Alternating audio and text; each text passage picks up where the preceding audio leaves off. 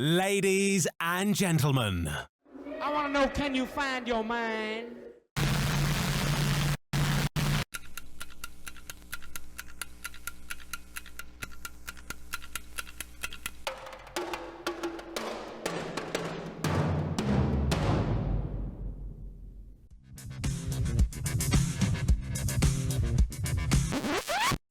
Welcome to Love Your Brain. Hello, good people of Earth. My name is Eric. Shannon. And I'm Dave. I'm the guy who was underneath all the hair last episode. And who are we? Hey, you know what? This is a podcast. Welcome to Love Your Brain. It's been a little while. It has been. Yeah. To them, it's not going to be Nope. really at all. Yeah, it could just be like... We withheld the publishing of the previous episode. Yep. Yeah, but I'm happy to be back here Me with too. the both of you and with all of you. And we are amidst a three-part series on the topic of death. Yeah, dying, death, grief, and the process that goes with it as we're,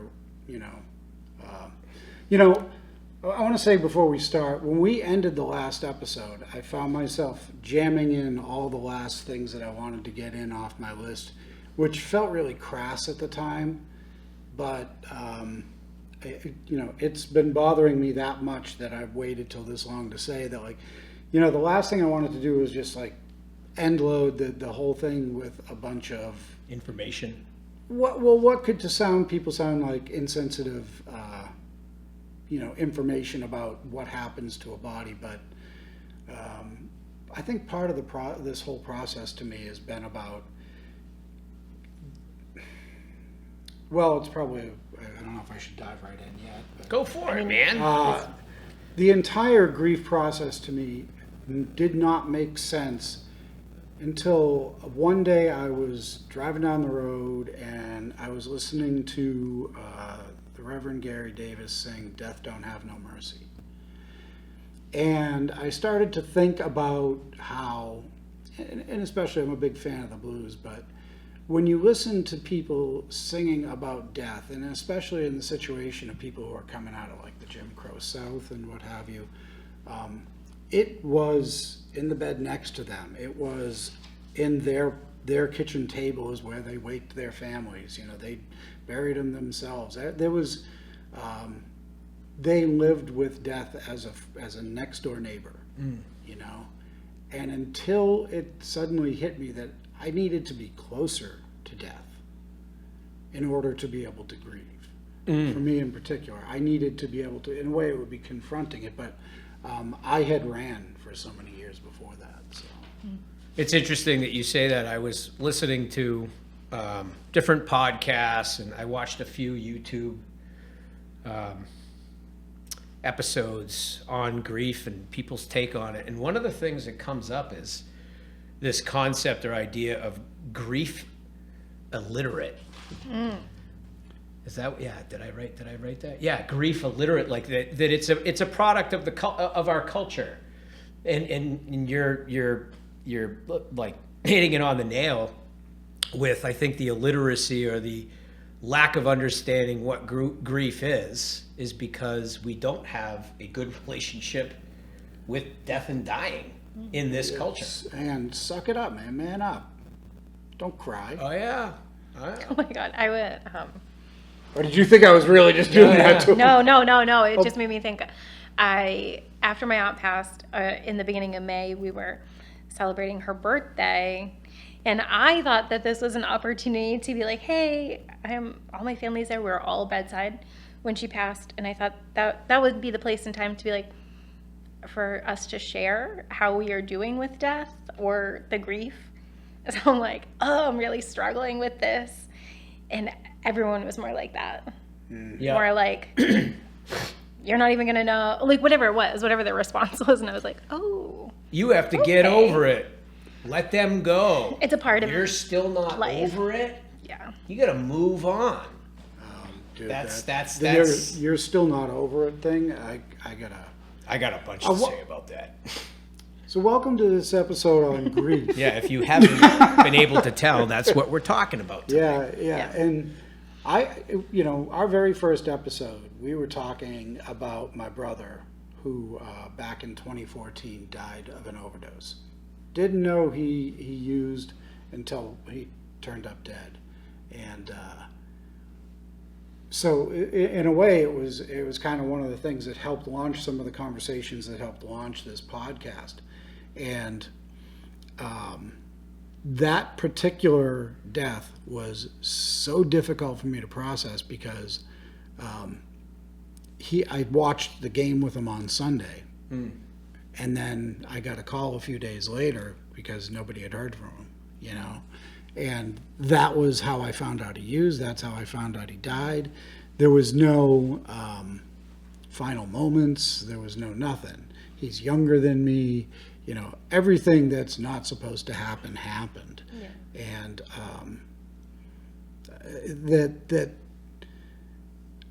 it smacked me in the face that for people who knew me back then, knew me before it happened and knew me after, they can tell there's a pre-death day and a post. Yeah. And that has not changed. It's pretty normal with some of this. Yeah. Even with recovery from some of it, you are still a different person.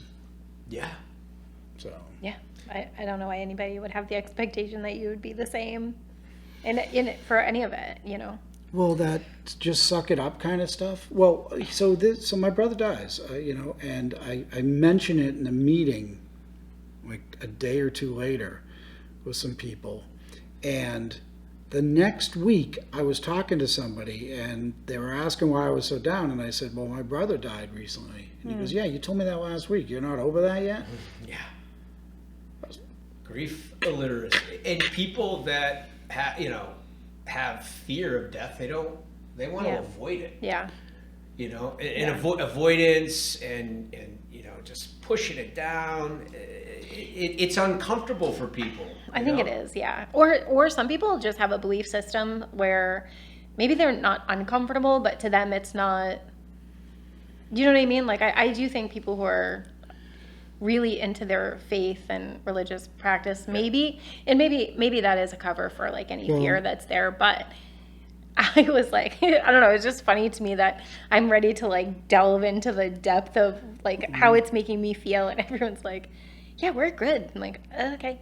And then I just want to share. Sure I know. They're great. And then I just wanted to share that I got most of my aunt's books. My mom wanted me to have them, and my cousins and whatnot, and I get them. And almost every single book is about death and dying. Wow. Like there's one, it's called Death, the Great Adventure. There was almost every single one, the Tibetan Book of the Dead. And I was like, oh, it made me feel much better. Like she was prepared in some capacity, not afraid of it, looking towards it. At least leaning into it. 1,000%. She wouldn't have all those books unless she was, peeking around the corner. She was also a psychonaut when she was like in college. And she had a son who passed when he was 15. So I think some of that too is trying to maintain a relationship with him when he's not here. Right. But so it was interesting. But since I've gotten the books, and I haven't really started reading any of them, but there is a comfort in that. Oh, yeah. She was not unprepared, I talked to two different friends today prior to coming here, and both of them have loved ones who are at very end of life, and one with ALS and one with dementia. And we were talking this, just a couple hours ago, and I'm trying to be, there to help them, but we've, both of them have had really deep conversations with me about it. And my friend Laura, whose husband Gil is the one dying of ALS, and he has a wonderful perspective on things, and consequently they're very open and honest in talking about this and including their fears. And her and I have been able to have some really, really deep conversations about it. And she's the one who even said, like, it benefits you nothing. It benefits you in no way to avoid it, to avoid the Yeah. conversation about it, to avoid the reality of it, to avoid the fact that it is inevitable. It is one of the few things that is inevitable, you know. And for those that love you, the fact that you don't bring it up because somebody has to do something with you and your stuff when you're gone.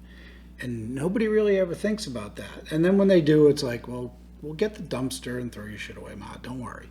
You know? My mom is going through this. That's what I literally, After we used her- to tell my mother that. but Yeah.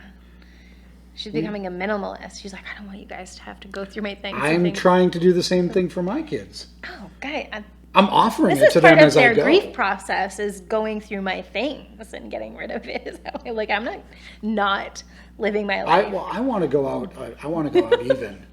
Like I came in with nothing. Oh, wanna go okay, out I with like nothing. that. I want I to go like out that. even. What about Like I'll wear clothes. what about people that you love you that might want those remnants? Those... I just said in there that I am offering it to them first. Yeah. Oh, okay.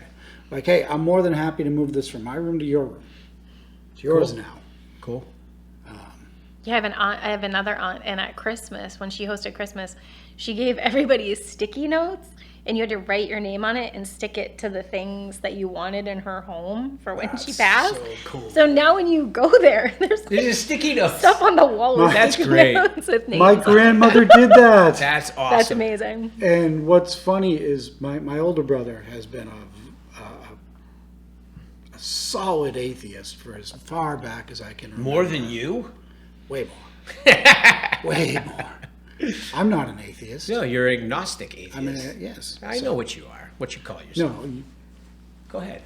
and when we were going through the stuff at my grandmother's house, all of a sudden you heard my mother just burst out laughing, and they picked up. It was a Mary and Jesus statuette, and on the bottom was his name. I love that. I'm pretty sure my grandmother did it on purpose to be funny, Yeah. That's great. or maybe even to be like, well, that way he'll have it whether he likes it or not, you know. Or I something. like that. I have no idea if he kept it, but So grief. What is grief? I looked it up today. You know? Yeah. I just want to say I did. I'm not going to say what the definition is because the definition, if you know the word, you know the definition. Even if you haven't yet dealt with somebody close to you dying, you've dealt with it in your anywhere from your goldfish dying to your dog running away to Loss of a relationship. loss of a relationship, Loss even of loss of anything. an item, you know. Loss. Doesn't- It's loss. It's loss, but it's emotional, an emotional connection to loss. You know, for me,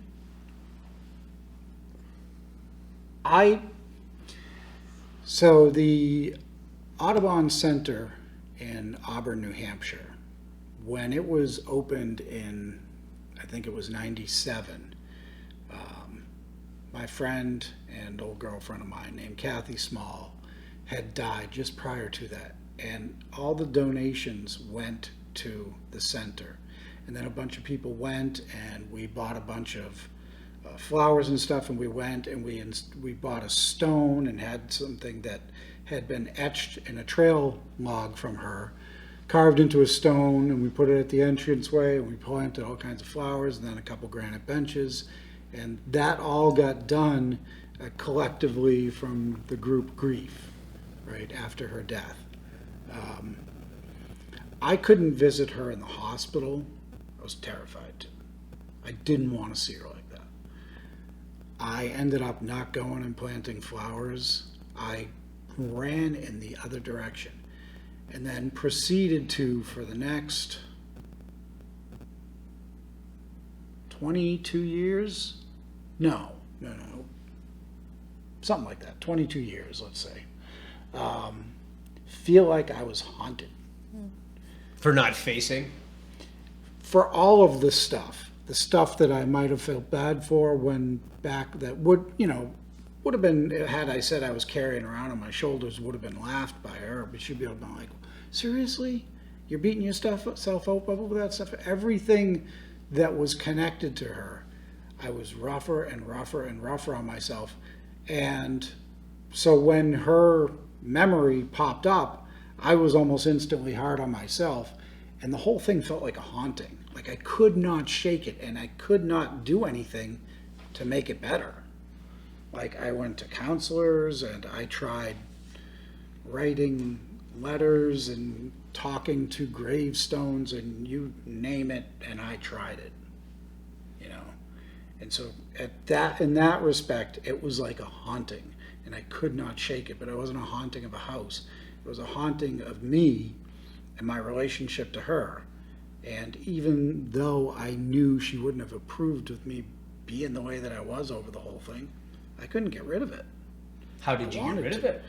Well, I'll get to that part. I don't think I'm going to throw that in there right now, but I wanted to talk about that's what the grief was like for me. So, sorry, just to interject, but No, please death do. doula, I heard her say one time that people actually hold on to guilt because grief is too hard to process at times. And that sounds more like guilt to me instead of like processing the But grief. it's, yes. And so a lot of people I do would- that. It's like the I should have this or should have that instead of getting to the, Yeah, I would agree with that, but the process of what I was carrying around, yes, was guilt. It was so inextricably connected to my grief. You get it as my grief story. yeah, no. But I think a lot of people do that. I've listened to my mom talk about what she wished she could have done. And I think we get caught up in that stuff instead of, you know what I mean? Well, Well, I it's think like that's- it's Through like the people grief. it's like people like me that attach to anger Yeah. instead of dealing with Yeah. all the Yeah. deeper real emotions at play. Yeah. My defense mechanism, my shield is I get angry. I'm Yeah. not really angry, I'm probably sad. Well, that's, yeah. Yeah. Yeah. And so that's interesting. I Yeah. like that. That makes sense that guilt is easier. Yeah. Guilt and shame is easier than actually allowing yourself to grieve, because to grieve is to be in that process of letting go, but Yeah. not the letting go from the Yeah. grief illiterate people. And I think too, grief feels like the abyss. Well, what, Yeah. yeah, I'd like, yeah, it is, yes. In that process of letting go, and then you said for the grief illiterate, so would you expound on it, please? I would love to. I think What do you mean by, well, I mean, we already brought up a couple things that I see as myths to, grief, and coming from the grief illiterate, the whole you need to move on. And I mean, there's a lot to say about that. I don't really think that we need to move on, but we move forward. We move forward, learning to live with the pain of the loss. And when it comes to this concept of letting go, I think the only thing that we should actually let go of are the expectations of the future that we envision ourselves being in relationship with our loved one. But never let go of the memories, never let go of the love, never let go of the stories and the remnants and the pictures. Like that to me, the let go and the move on, it just shows the fear of facing the inevitable, and it's in our culture, and that's my elaboration on it. the abyss? Fear. Yeah. I think 'Cause I feel like think it's grief some- and fear are almost the same. But Yeah, really close. And I think those are feelings that feel like if you lean in too far, they will swallow you whole, So, and everybody has their own process around that stuff anyways. It's like, You heard the term, that you've heard of the holy word Om. And it was described as the perfect 4-syllable word. The ah in the back of the throat, the ow going through up through the upper into the palate and the opening. The was as it finishes and the lips close, and then the fourth syllable is the silence, which we come from and which we go into. And that's, of course, the mystery, and that's what's scary, is because so in using this one particular process of grief that I went through, I had been, and you're right about the guilt, because I had actually been getting ready to talk to her about something very serious that I never got a chance to, and so that made it a real wallop. When we got to the church at the funeral, there was people getting up and talking and what have you, and I don't remember any of that. But then a friend of hers who played in a band called Lichen here in southern New Hampshire. I remember that band, Yeah. dude. I used Yes. to watch them all the time. So he and his wife got up on stage, and The guy with the big beard played Yeah. keyboards. Is that the guy? no, he played the guitar. No, I'm talking about the guitarist. Anyway, sorry. I keep- So anyway, he gets up and he starts to play. The first chord of Stella Blue hits, and I absolutely crumbled. This is a song by the Grateful Dead called Stella Blue, and I absolutely crumbled, especially since I had always identified her with that song. And I fell apart, and I just started wailing in the church. And I was the first one, and I was acutely aware of that, you know. You gave permission for other people to pop off, though, I bet. Oh yeah, absolutely. Yeah, I set off a bunch of people. Yeah. But then afterwards, I dove back into drinking big time, and I never finished processing any of this shit. So we move forward, and my brother dies, and what you have is this giant bubble of unfinished something, and then that happens, and I got no way to process any of it. And it turns out it's all still there. It doesn't go away, right? If you don't go through it. If you don't drop it, drop the rock, right? The Yeah, you can't go around what you must go through. You have to go through it. you don't, but you don't have to. You gotta. And too many people, unfortunately, died without having gone through it. I mean, the one-liner, the cliche one-liner that comes to mind that I think holds so much truth is you gotta feel it to heal it. But a lot of people will refuse to up until the day they die. You know, it's unfortunate, but Oh, it's our path. what's that? That might just be their path. No, I know. You I'm know? just saying. He said you gotta, and I'm like, no, you don't gotta, and it's unfortunate because, I mean, it does. I'm sure there's somebody out there who's going, oh, they're getting all touchy feely now. Well, I mean, we're talking It's about grief and mourning. And grief and mourning is touchy-feely, man. Also, I was gonna say, If you do it, unless you go, so. there's an Irish tradition called keening, and they would pay women in their like villages to wail and sing and like very loudly, and it did give permission to other Yeah. people to feel that, and it was like this opportunity for like collective release of mourning, really. You know what comes to mind So. is like in an ayahuasca ceremony when someone first The first purge. purge in the bucket and it's like within 10 seconds. And then, yeah, anyways. Yes. Sorry. No, I mean, it's That's all what comes the to same. mind. It's all the same. Well, and I mean, I didn't really- expect to be laughing like this in a grief You gotta, episode. you gotta bring levity and humor into the topic. Go ahead. No, I was just gonna say. I mean, the point of psychedelics is to die before you die. So all all the and you same. and I hit on that in that Yeah. first episode on this 3-part series. Yeah, Yeah. I do agree with that. I think that there's a major connection between going deep into certain medicines and facing death, because I'll tell you right now, and I think I said it before, I think you said it too, it's like, yeah, you think you're okay with that? Go sit with a powerful medicine and see how well you really are. I mean, it just, it's unbelievable, but. yeah. So, just a good opportunity to finish what I started. Go ahead, man. All right. So 2014, my brother dies. Now, it did a number on my mother, and she was never the same again. And within 3 years, she died of cancer. Yeah. My mother and my father had been together since grade school. No, high school. I think high school. And once they met, that was it. And they had been married for 53 years by the time she died. So they had been together a long time. She went and he was gone within a couple years. So one death led to another, And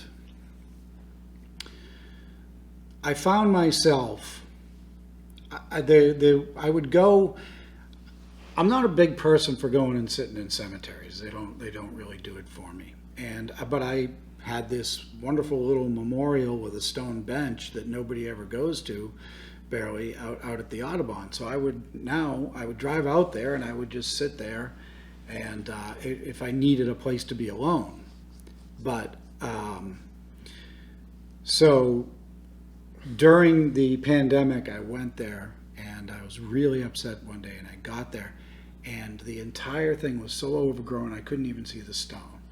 I flipped and I just started ripping up tufts of grass, trying to find the stone pathway and this, that, and the other thing. And I stopped at some point going, oh wait, I'm on Audubon ground and I'm just ripping plants out of the ground. That's probably not going to go over well. And so I stopped and I went to my car and I got some paper and a pencil and I wrote a note basically telling them who I was, why I was there, how I was related to the memorial, and that I'd like to tear it up and replant it and get it refurbished or whatever.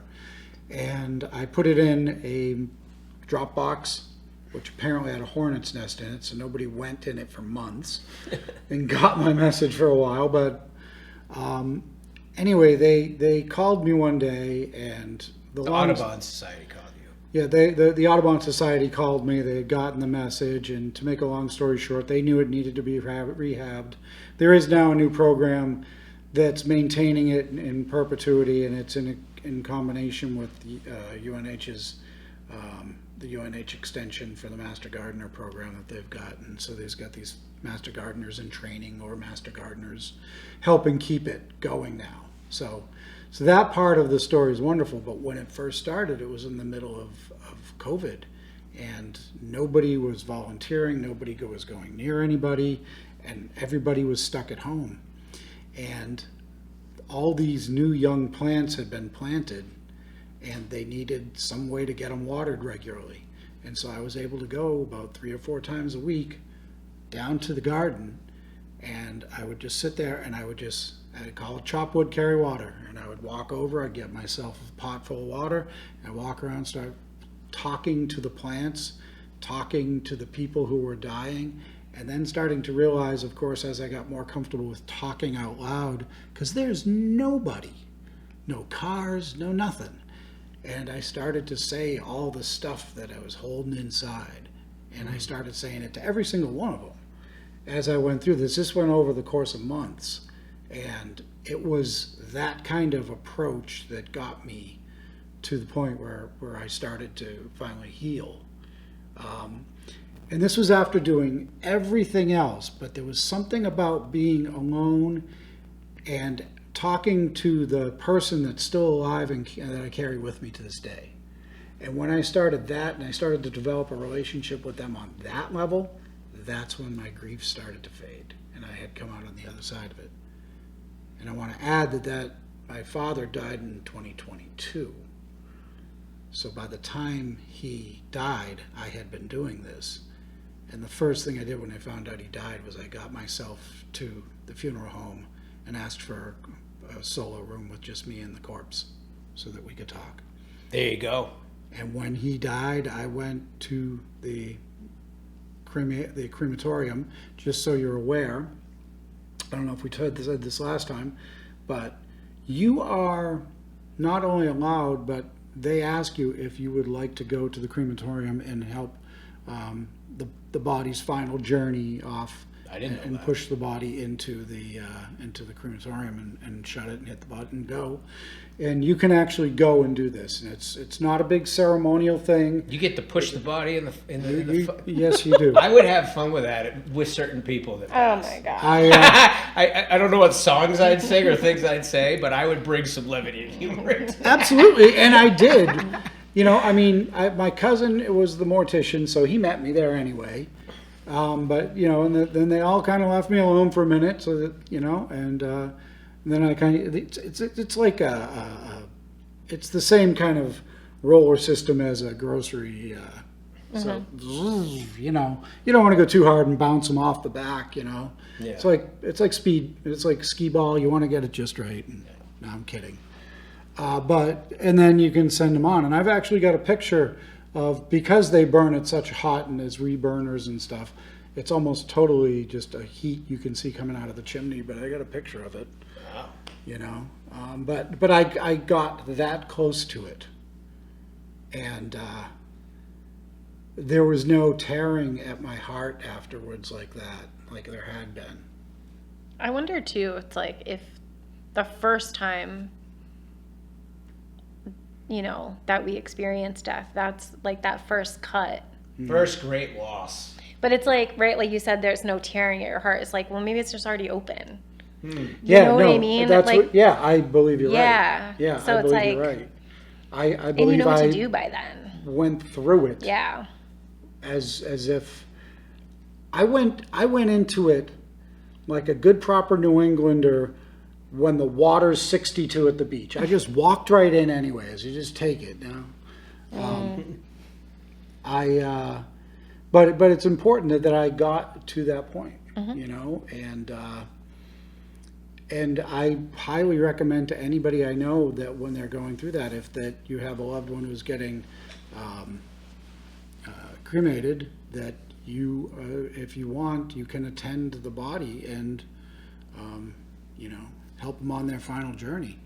I personally would, you know, looking forward to a natural burial, you know, no formaldehyde or flames, just soil and nature. So what I got from your share, a couple things. Just the simple idea of like you facing it. It's like you faced it, you felt it, and then what came to me is ceremony. Yeah. It's like personal ceremony, and I think that ceremony is a very important aspect to grief. Not just the This is where ceremony religions with the really have a funeral, leg up. but like I think ceremony is just missing in general in our culture. Like even with how we deal with everything. I mean, I just started a daily practice. You know, I used to have a daily practice years ago, and it's when I was the most grounded. Daily practice for listeners, you know, like waking up and spending time with God, and then doing meditation, doing some praying, things like that. I just think ceremony is really important for living a happy, joyous, and free life. I'm starting to realize that for myself. Yeah. I need to find where ceremony fits in the difficult aspects of life. Yeah, that's where I was just saying, I think, you know, that religions have a leg up in that respect, in that to some extent a large portion of their work is designed around that kind of thing. You know, the afterlife and what have you. So there are at least ceremonies built in.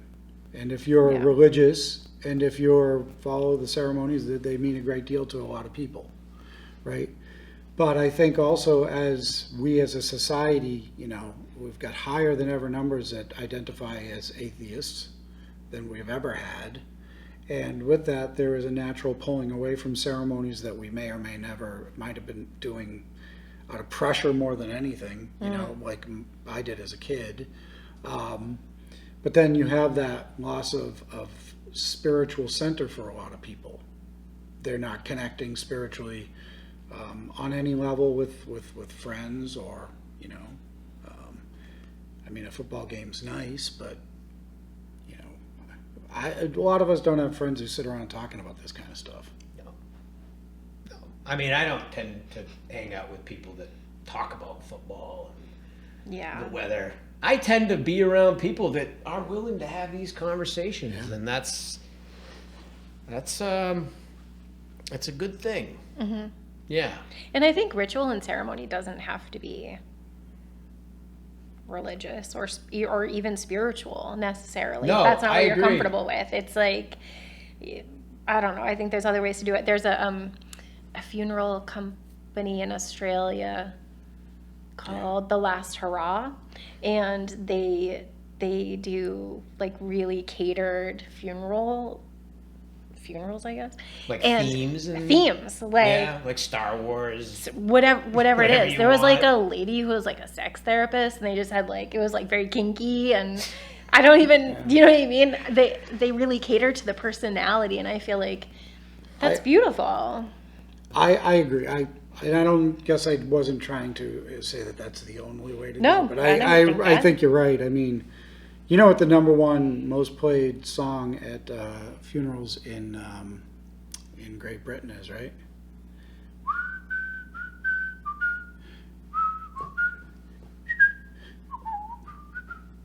Always look on the right side. Oh, okay. When you, yeah. I You don't know, know. it's from The Life of Brian, which is Monty Python. And at the end, he's being crucified, and he's up there singing this chipper song, and the other guys who are on their crucifixes are kicking their legs. When you hang out with Dave long enough, you're always going to get Zappa stuff. You're always going to get like Monty Python stuff and classic one-liners from like 70s and 80s. It will be I don't know way what you over my mean. head. Rodney Dangerfield. And I love to play games with him. Actually, totally off topic.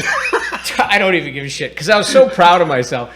First one of the night. Dave has like this laundry list of ringtones, and they're all like very specific to like movies and songs and like pop culture from the 70s and 80s. And guess who scored like a 92%? Nice. Yeah. Good And job. I think you were even impressed. I was very impressed. Yeah. I was like, oh, that's that. That's Hal from 2001 Space Odyssey, Stanley Kubrick. Even my like text cartoon- word is the bionic sound. No. Anyways, Yeah. back to grief. I wanted to share an interesting metaphor for what grief is, and I am like borrowing this from a woman, but you picture yourself as like a famous actor or actress, right? And so like you're very attuned to the stage and the theater. Do I get to pick which one? Go ahead, Dave. Who is it? Okay, now I just want to know if I can Do pick. you have it in your mind? You can share I it want after. to. I want to be Fozzie Bear. Fozzie Bear. Waka waka waka. Ah! So yes, you're a famous actor, and you know the stage, you know the props well, you understand the lighting, you know how to conjure up certain emotions and get people to experience sadness and laughter and all that. All of a sudden, you go to the theater one day and you realize that the manuscript is shredded. And you have this pile of shredded manuscript. And like her metaphor was that grief is the rewriting of the new story. Yeah. And that is very difficult. And I mean, back to the point of like narratives and stories, like why do we grieve? We grieve because we're storytellers. Yeah. Like, we have a story about who we are, how we fit into the world. We have a story about where we're going. And when we lose a person, that story no longer exists. And I don't know, I was thinking about that on the way to pick you up, and I thought, because I heard a bunch of different metaphors on what grief is. Like I've heard the wave and all this stuff. That I think she nailed it. So Yeah, just I like wanted that. to share. When I was in that church and I suddenly started wailing,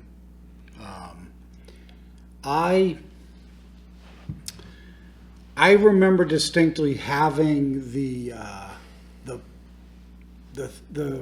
realization, and the words are going to be a little difficult, but I realized that grief was, at the time, the word selfish was what I thought. Grief is entirely selfish. Now, having a better grasp on some of the wording, it wasn't so much selfish as it takes place within the self. Oh yeah. It is an entirely self-centered event because it happens within the self, and the pain and the anguish almost has nothing to do with the loss. It's as, in a way, what you're saying is that leg of the story has stopped. That's it. You That know? that And that all of a sudden for me, it was like their pain is gone. yeah. You know, if there is a place, they're in it. If there isn't a place, they're in it. But I was the one who was going through all of the pain because it was like we were connected by a string, and I'm on the train still, and they fell off the train, and eventually that rope's going to run out, and the pain of the tension. And you have no choice but to go forward in life. People make choices all the time, but what I mean is that I'm still on that train and that person is no longer.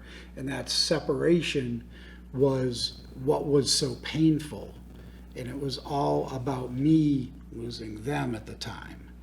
Now, when I'm going through it, I've come to realize that the best possible thing I can do is improve the relationship with the person that I had once they're gone.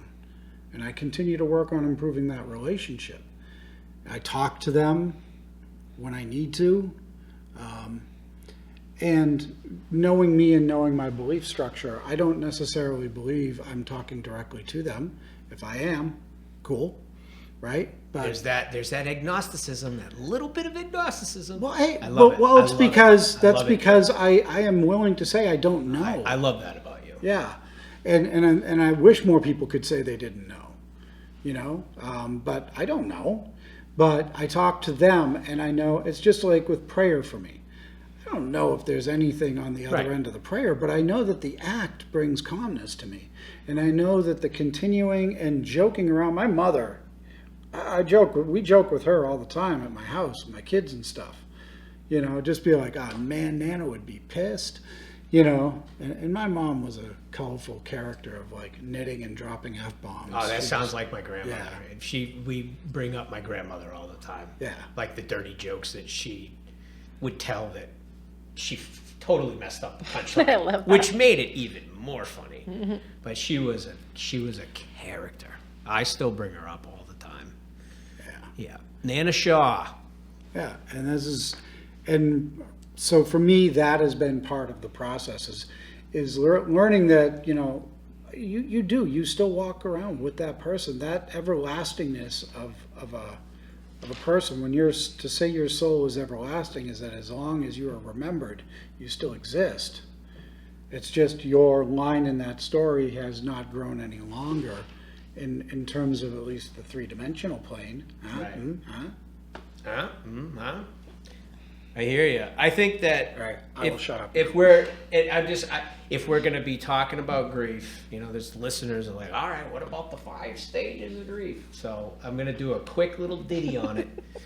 The 5 stages of grief, yes, they are stages, but there's a lot of nonsense about the 5 stages of grief that like they happen in this linear way. They don't. They absolutely don't. And like you said, Dave, grief is very unique to the individual. And so one of the stages is denial. And that's the protective response where the mind struggles to accept the reality of loss or change. I remember this when I was a kid and lost a couple dogs, and I could not accept that they were gone. And I would argue. Go ahead, Dave. Yeah. My brother dies.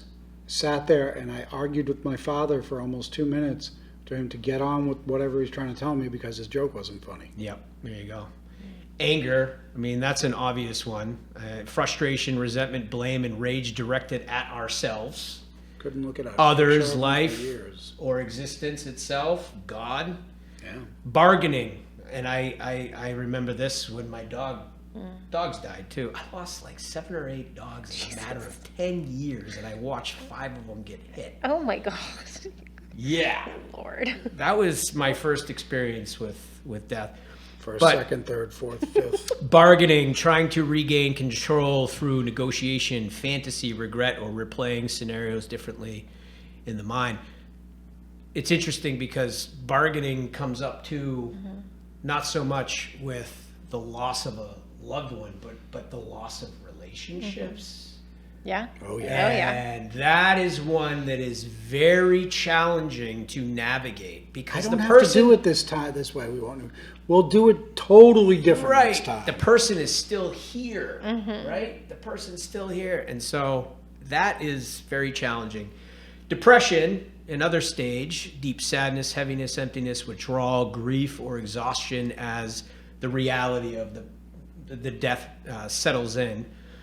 And then I think the last one that happens intermittently is acceptance, just the recognition of reality and the beginning of adaptation, integration, and like real letting go or healing.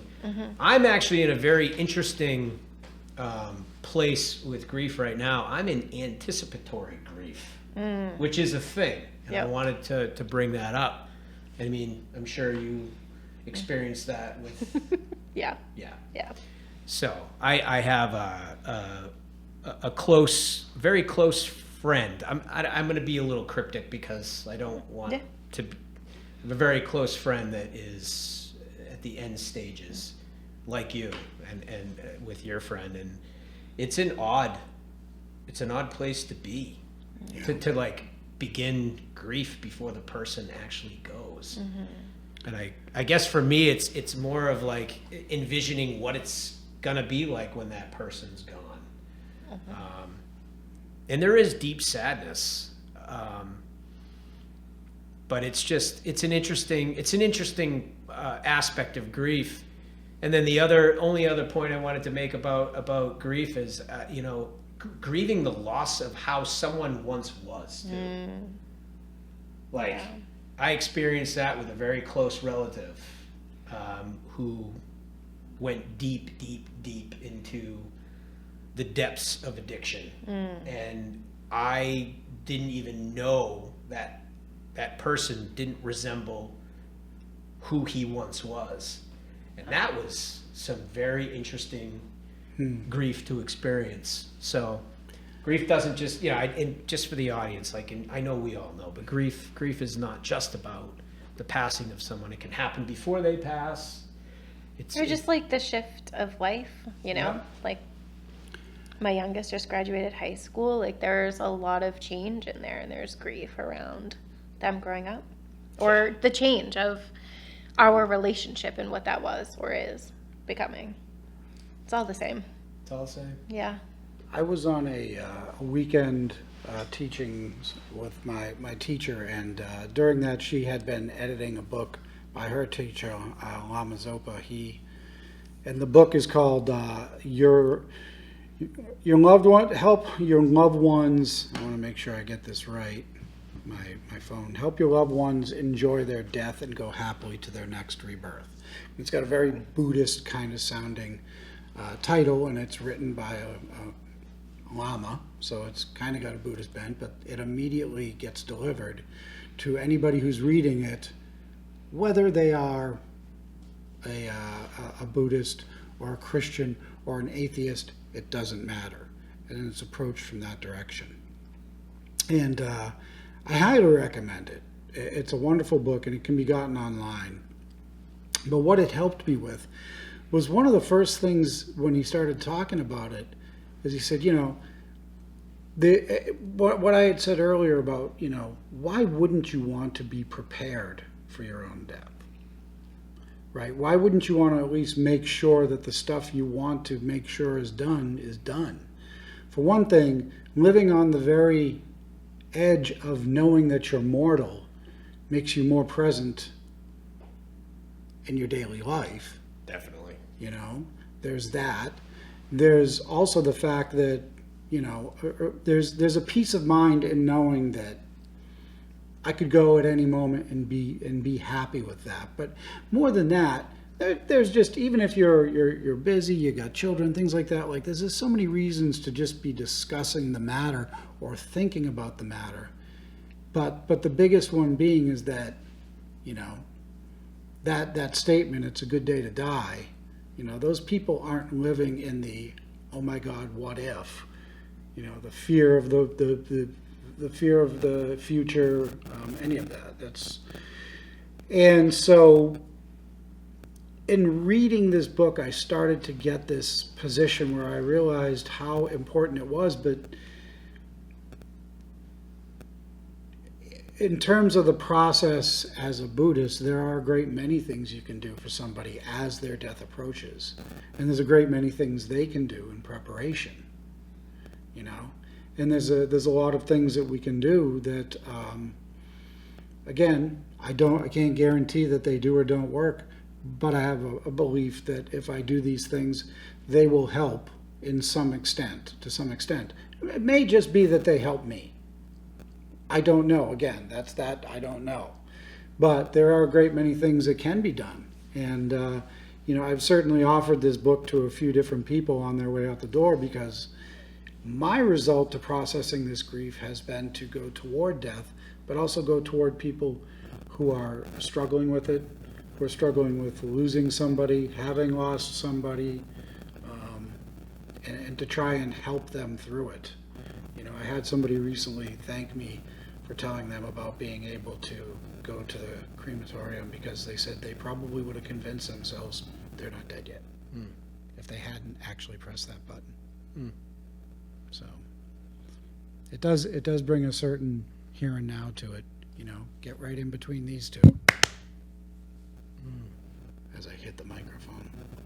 I just think that grief needs to be shared and not judged. And this is kind of that message to the unintentional grief illiterate out there. Like everything happens for a reason. Like how about you ask questions? Tell me more about that memory. And try to not let your own fear of death shield you from allowing someone else to process the way they need to process. So that's my final thought. Grief needs to be shared, not judged. I like it. What's your final thought? Be curious and lean in. That's it. Yeah. Like anything. Yeah, like Be anything. curious and lean in. You might be surprised what your capacity to hold actually is. I agree. And I don't know, maybe we also put too much on all of it as well. Oh, Sure we do. We're all allowed our own path, and however many times we have to go in circles or whatever it is. But I would 100% agree, because I believe my message is to walk toward it. And yes, you are stronger than you realize. It's going to hurt, sure, but it's going to hurt now. It's going to hurt way worse later.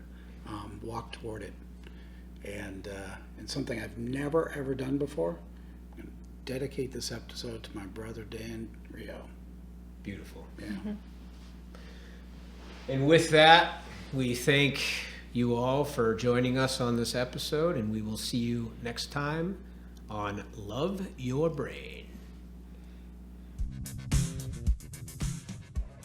Thanks for listening, and until next time. Oh, wrong setting. Much better. Thanks Thanks for listening, and until next time, don't forget to love your brain.